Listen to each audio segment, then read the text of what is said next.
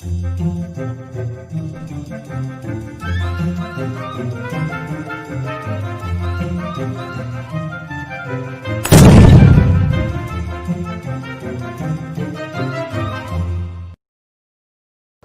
Students, this is Manish Pareek in front of you. Students, इस video में हम बात करेंगे हमारे क्लास 9th के चैप्टर पे जो हमने स्टार्ट किया था atom and molecules.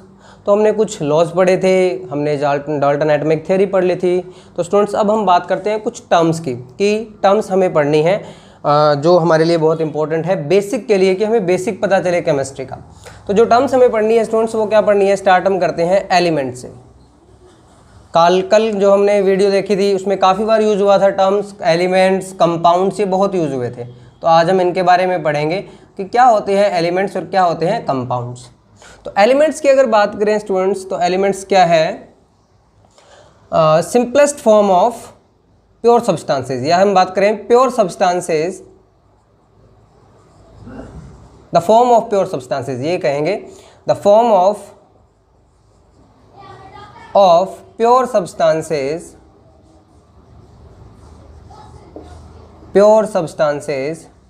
which cannot be simplified further, यानी कि एलिमेंट्स क्या है? प्योर फॉर्म है किसी भी सब्सटेंस का, लेकिन ऐसी फॉर्म जिसको आप फर्दर सिंप्लीफाई नहीं कर सकते। जैसे आपने पीरियडिक टेबल पढ़ी है, अगर पीरियडिक टेबल के आपने पढ़ा होगा तो पीरियडिक टेबल में क्या लिखे होते हैं? मैंने एलिमेंट्स लिखे होते हैं। जैसे मैं बात करूं कि hydrogen element, sodium element, potassium element, calcium element, अब कॉपर एलिमेंट, इस तरीके से सभी जो हमारी पीरियडिक टेबल होती है उस वक्त कौन सी है? एलिमेंट्री फॉर्म को शो करती है कंपाउंड्स के या हम सब्सटेंसेस के। तो देखो ये जो है ये एलिमेंट्स है, इनको आप फर्दर और डिवाइड या हम क्लासीफाई नहीं कर सकते। मान लीजिए सोडियम है कि सोडियम में से कुछ और अलग से निकल के टूट के आ जाएगा, कोई और ऑक्सीजन, हाइड्रोजन, कुछ ऐसे अलग से हमें मिलेंगे, तो ऐसे नहीं मिलेंगे। ये प्योरेस्ट फॉर्म है हमारे पास किसी भी सब्सटेंस की, जो आगे सिंप्लीफाई नहीं कर सकते। अब ये एटम एलिमेंट्स बने किसके होते हैं? तो ये मैंने आपको बताया था कि जब हमने एटम पढ़ा था, तो एटम क्या है? Smallest part of matter which cannot be divisible, which cannot be divide। तो ये क्या होता है? अब क्या होता है? एलिमेंट्स किससे बन के होते हैं? एटम से मिलकर बने होते हैं। जैसे मैंने लास्ट क्लास में भी बताया था कि मान लीजिए सोडियम का एलिमेंट है, तो ये किससे मिलकर बना होगा? एटम से। ये सारे कौन से हैं? इसके अंदर कौन से एटम होंगे? तो सारे के सारे एटम क्या होंगे? इसमें सोडियम के एटम होंगे। तो एलिमेंट्स किससे कंसिस्ट होते हैं? एटम से कंसिस्ट होते हैं। और एक एलिमेंट के अंदर जितने भी एटम्स होते हैं वो सारे के सारे क्या होते हैं? सेम होते हैं। और इन एलिमेंट्स और इस एटम की जो प्रॉपर्टीज है वो क्या होती है स्टूडेंट्स? सेम होती है। प्रॉपर्टीज क्या होती है? सेम होती है। यानी कि जो एक एटम प्रॉपर्टी शो करेगा वही प्रॉपर्टी शो कौन करेगा? एलिमेंट करेगा। ठीक है, होप्सो की समझ में आया होगा। फिर से देख लीजिए क्या है कि simplest form of a pure substance, कोई भी प्योर सब्सटेंस है उसकी सबसे सिंपल फॉर्म क्या हो सकती है? एलिमेंट हो सकती है। अब एलिमेंट बनते किससे हैं? एटम से बनते हैं। तो जितने भी एटम एक एलिमेंट में होंगे वो सब क्या होंगे? सेम होंगे। और सबकी प्रॉपर्टीज क्या होगी? मैच करेगी। एटम जितने भी है सभी सोडियम के हैं, तो सोडियम के एटम क्या होंगी? सबकी प्रॉपर्टी सेम होंगी। और जो एटम की प्रॉपर्टी होगी वही प्रॉपर्टी कौन शो करेगा? एलिमेंट शो करेगा।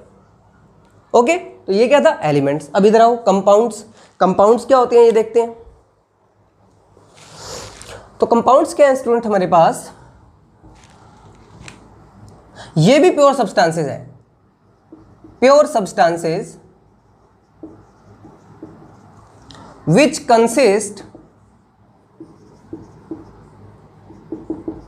consist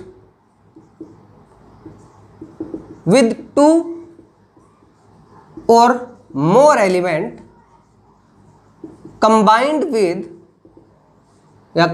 in a fixed ratio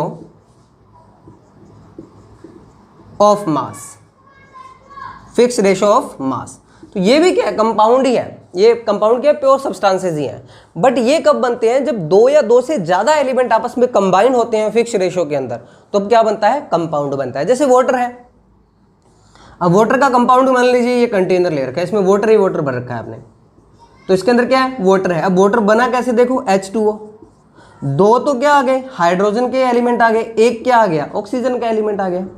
तो ये क्या हुआ, वाटर कंपाउंड कब बना, जब हमने 2 हाइड्रोजन के एलिमेंट ले लिए और एक क्या ले लिया, ऑक्सीजन का एलिमेंट ले लिया, तो कंपाउंड बना। अब देखो एलिमेंट की सबसे स्मॉलेस्ट यूनिट क्या है, एटम, स्मॉलेस्ट यूनिट।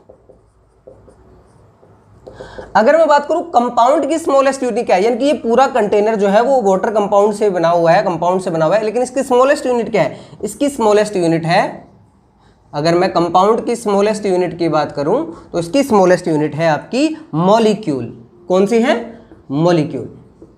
यानी कि पूरा वाटर, ये जो कंपाउंड है वो किससे मिलकर बना होगा, वाटर के मॉलिक्यूल से। एक वाटर का मॉलिक्यूल, फिर दूसरा वाटर का मॉलिक्यूल, फिर तीसरा वाटर का मॉलिक्यूल, फिर चौथा वाटर का मॉलिक्यूल, ऐसे बहुत सारे वाटर के मॉलिक्यूल जुड़े और क्या बन गया, कंपाउंड बन गया। ओके, अब देखो मॉलिक्यूल की प्रॉपर्टी, अब देखो हमें पता है ये एलिमेंट से मिलकर बने हैं, इसको समझना, अच्छे से समझना, बेसिक चीज है काफी।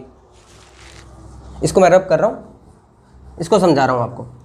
एलिमेंट में तो मैंने आपको बता दिया कि जो एटम की प्रॉपर्टीज होगी वही क्या होगी, एलिमेंट की प्रॉपर्टी होगी। लेकिन देखो ये भी किससे बने हैं, वाटर किससे बना है, हाइड्रोजन से बना है, और किससे बना है, ऑक्सीजन से बना है।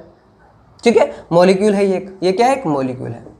लेकिन वाटर की प्रॉपर्टी हाइड्रोजन और ऑक्सीजन की जैसी नहीं होगी। जैसे ऑक्सीजन का एलिमेंट है, समझना बच्चों, ये पूरा ऑक्सीजन का मान लीजिए एलिमेंट है, इसमें सभी एटम क्या होंगे, oxygen oxygen oxygen oxygen oxygen oxygen oxygen. तो ये एलिमेंट की प्रॉपर्टी एटम के जैसी ही होगी, लेकिन मॉलिक्यूल की प्रॉपर्टी इनके एलिमेंट के जैसी नहीं होगी। हाइड्रोजन की प्रॉपर्टी अलग होती है, ऑक्सीजन की प्रॉपर्टी अलग होती है, और वाटर की प्रॉपर्टी इन दोनों से क्या होगी, डिफरेंट होगी। वाटर की प्रॉपर्टी क्या होगी, डिफरेंट होगी। तो जो मॉलिक्यूल होता है वो एलिमेंट की प्रॉपर्टी शो नहीं करता, वो डिफरेंट प्रॉपर्टी शो करता है। जैसे हाइड्रोजन और ऑक्सीजन है, जनरली ये क्या होती है, ये बर्निंग गैसेज होती हैं, यानी कि बर्निंग के लिए ये गैसेज की जरूरत पड़ती है। जहां ये गैस होती है वहां बर्निंग इजीली होती है।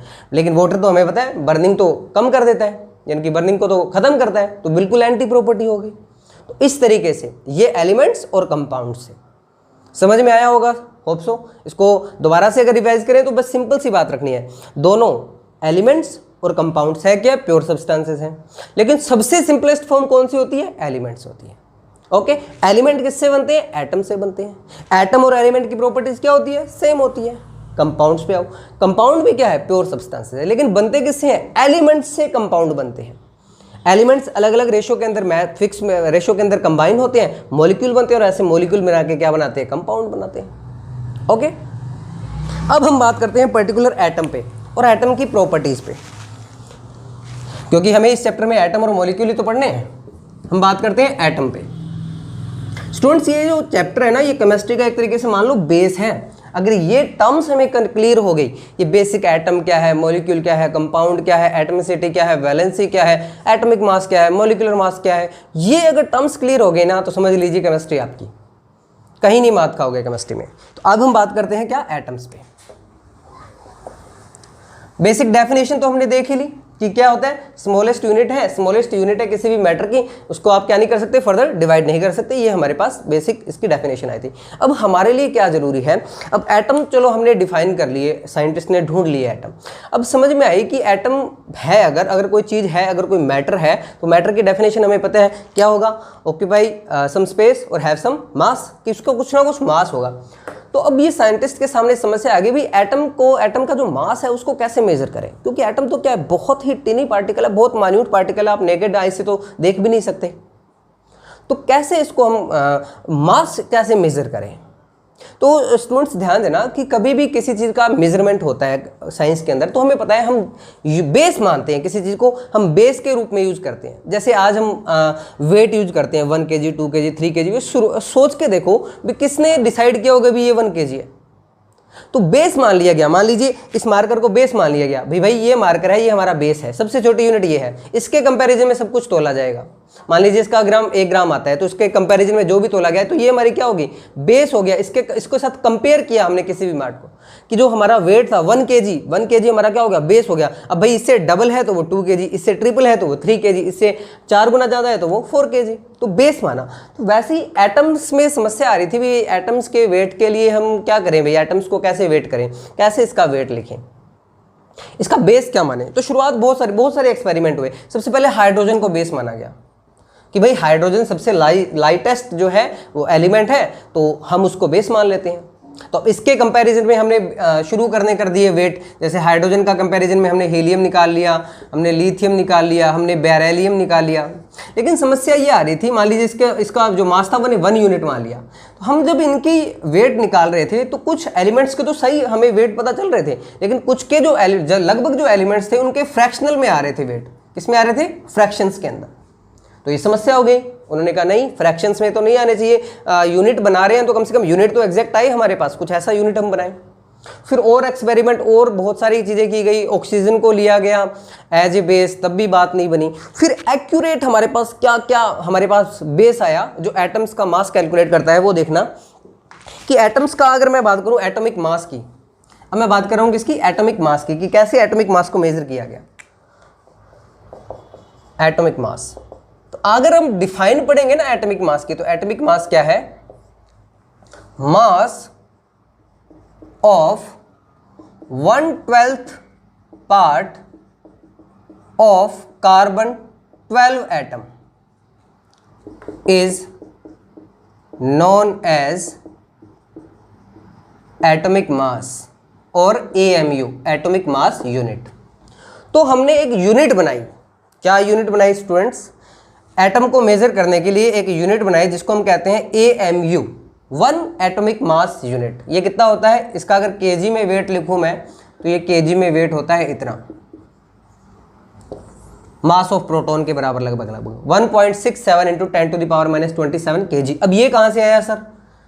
ये बेस कहां से लाए सर? ये बेस लाए यहां से, कि स्टूडेंट्स हम पढ़ेंगे आगे नेक्स्ट क्लासेस में पढ़ोगे आइसोटोप्स। आइसोटोप्स यानी कि जो एक एलिमेंट है वो कई फॉर्म में एग्जिस्ट करता है। तो कार्बन का जो एलिमेंट है, कार्बन का जो एलिमेंट है कौन सा? 12, कार्बन 12, जिसका आइसोटोप 12, इस एटम के 1/12 पार्ट का जो मास था उसको हमने क्या मान लिया? 1 AMU यूनिट मान लिया इसको।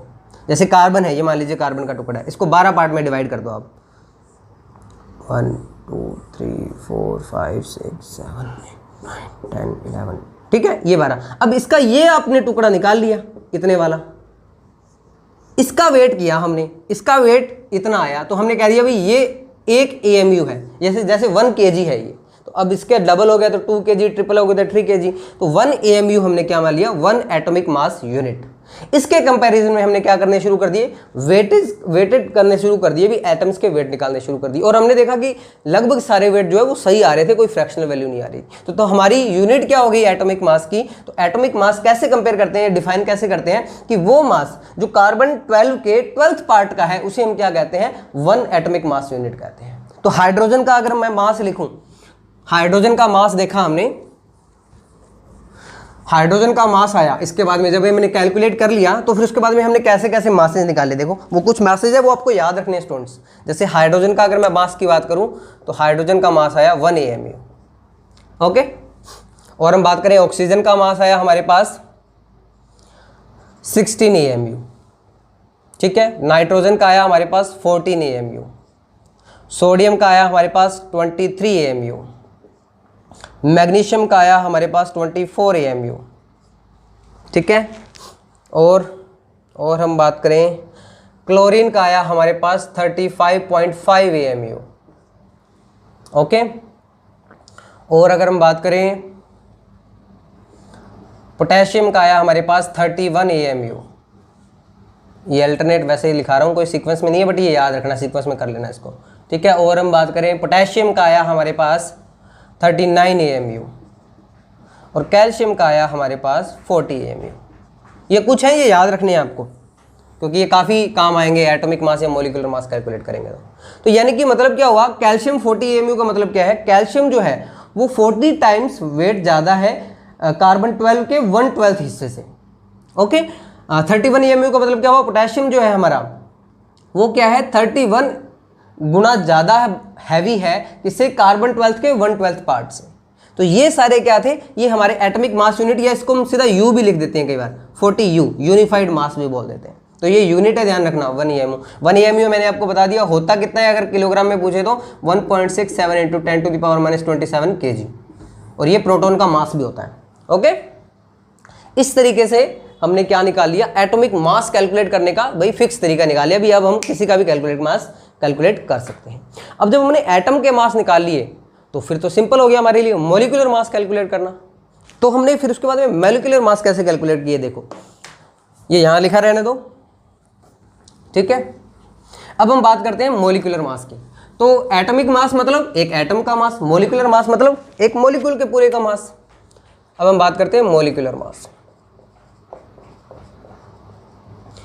मॉलिक्यूलर मास के लिए ये काफी बार पूछा जाता है स्टूडेंट्स आपके एग्जाम में, ध्यान देना, इसको अच्छे से समझना।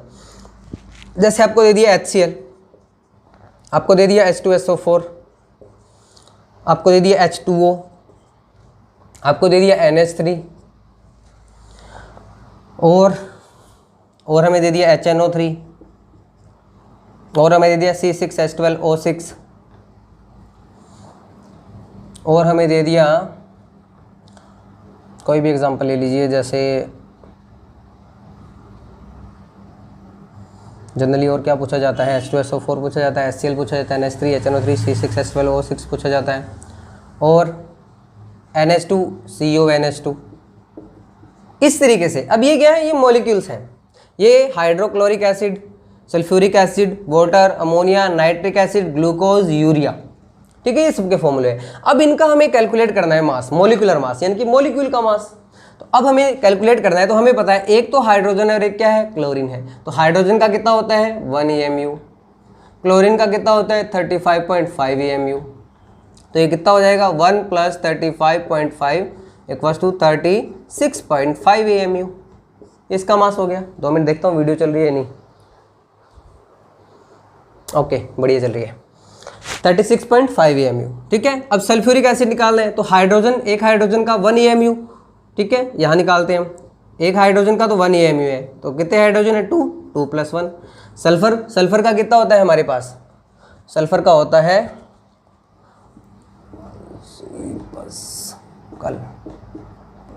32, ये होता है आपका 32। प्लस में ऑक्सीजन, एक ऑक्सीजन का बताया था मैंने आपको कितना होता है 16, 4 ऑक्सीजन है तो ×4। तो देखो कितना हो गया 64, 32, 2, 98, कितना हो गया 98 EMU किसका, सल्फ्यूरिक एसिड का। वाटर का 2 हाइड्रोजन, 2 × 1 प्लस में ऑक्सीजन 16 = 18 EMU, ठीक है। अमोनिया 1 नाइट्रोजन का कितना होता है 14 + 3 hydrogen 17 EMU। Nitric acid 1 hydrogen 1 plus में नाइट्रोजन 14 प्लस में एक ऑक्सीजन का 16 × 3, तो कितना हो गया देखो 48, 14, 1, 63 EMU। ये क्या है ग्लूकोज, ग्लूकोज का देखो क्या है, कार्बन 6 है, 1 एक कार्बन का कितना होता है 12 × 6 प्लस में एक हाइड्रोजन का कितना होता है 1 और हाइड्रोजन है कितने 12 × 1 प्लस में एक ऑक्सीजन का कितना होता है 16 × 6। तो ये आपका कितना हो जाएगा 72 + 12 96, 6, 8, 10, 180 EMU। इधर आओ यूरिया NH2CO NH2, नाइट्रोजन का कितना होता है 14, 2 हाइड्रोजन प्लस में 2 प्लस में एक कार्बन 12 प्लस में एक ऑक्सीजन 16 प्लस में 1 नाइट्रोजन 14 प्लस में 2 हाइड्रोजन 2। तो इसको जोड़ दो, जो भी आएगा आपका यूरिया का आ जाएगा। तो इस तरीके से हम क्या निकालते हैं, एटॉमिक मास और मॉलिक्यूलर मास निकालते हैं। और ये बहुत इस पे क्वेश्चन आते हैं स्टूडेंट्स बहुत। तो जो मैंने आपको फिक्स बताए थे, जैसे और भी हम सल्फर की बात करें तो सल्फर का मैंने बता दिया 32, एल्यूमिनियम, इस तरीके से काफ़ी, बस ये 10-12 हैं जिनके याद रखो, जिनसे ज़्यादातर क्वेश्चन आते हैं। तो इस तरीके से हमने बात की एलिमेंट्स की, कंपाउंड्स की, एटॉमिक मास की, मॉलिक्यूलर मास की। नेक्स्ट हम बात करते हैं क्या, आयंस। देखो आयंस क्या होते हैं। आज की क्लास बहुत इंपॉर्टेंट है स्टूडेंट्स बेसिक कंसेप्ट के लिए। जिसने ये कंसेप्ट अच्छे से समझ लिए, समझ लेना कि उसको केमिस्ट्री में प्रॉब्लम आने वाली है ही नहीं। जिनको ये पिक्चर क्लियर हो गई ना, आयन बोलते ही पिक्चर आनी चाहिए दिमाग में, आयन क्या होता है। एटम बोलते ही एटम की पिक्चर बननी चाहिए भी, एटम होता क्या है। मॉलिक्यूल बोलते ही मॉलिक्यूल की पिक्चर बनेगी, मॉलिक्यूल क्या होता है। कंपाउंड बोलते एकदम से क्लिक होना चाहिए भी हमें ये चीज़ है। अगर ये सेट बैठ गया माइंड में आज, तो समझ लेना केमिस्ट्री आपके लिए ऐसे स्नैप ऑफ द फिंगर है, कुछ भी नहीं है आपके लिए केमिस्ट्री, ठीक है। अब हम बात करते हैं क्या आयंस। तो क्या होते हैं ions, charged particle, just and charged particles. ये क्या है, चार्ज पार्टिकल है। अब चार्ज हमें पता है दो तरीके का होता है, एक पॉजिटिव चार्ज, एक नेगेटिव चार्ज। तो चार्ज है। आयन सिंपली आयन है क्या, charge particles known as ions. अब चार्ज दो तरीके के होते हैं, एक होता है कैटायन। अब चार्ज पार्टिकल आते कैसे हैं, फ्रॉम गेनिंग एंड और लूजिंग इलेक्ट्रॉन। तो पार्टिकल चार्ज होता कैसे है, या तो क्या होगा, गेनिंग ऑफ इलेक्ट्रॉन होगी, या फिर क्या होगा, लूजिंग ऑफ इलेक्ट्रॉन होगी। और इसी गेनिंग और लूजिंग ऑफ इलेक्ट्रॉन के अकॉर्डिंग दो तरीके के चार्ज बनते हैं। एक तो चार्ज पार्टिकल बनते हैं, एक को कहते हैं हम कैटायन और एक को कहते हैं हम एनायन। ठीक है। कैटायन क्या होते हैं, जब हम क्या करते हैं, कोई भी एटम मॉलिक्यूल है वो क्या करता है, इलेक्ट्रॉन लूज करता है। क्या करता है, इलेक्ट्रॉन लूज।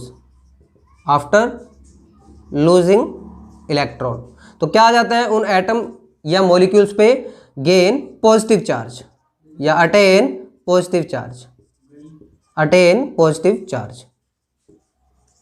तो ऐसे एटम्स या मॉलिक्यूल्स जिन पे पॉजिटिव चार्ज आ जाता है उन्हें हम क्या कहते हैं, कैटायन कहते हैं। सीधा कैटायन का मतलब क्या हुआ, एटम और मॉलिक्यूल्स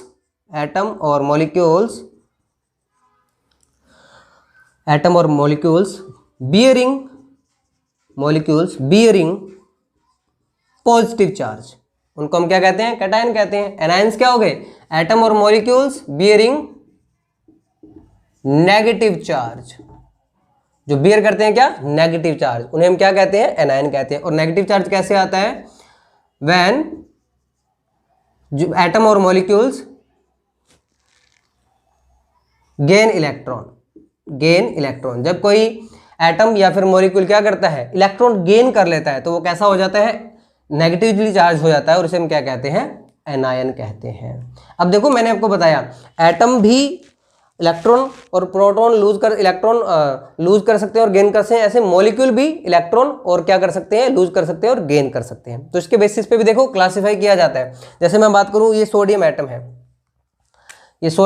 है, इसने एक इलेक्ट्रॉन लूज किया, तो एक इलेक्ट्रॉन लूज करते हैं, इस पर क्या आ जाएगा, पॉजिटिव चार्ज आएगा, तो ये क्या बन गया, सोडियम आयन बन गया।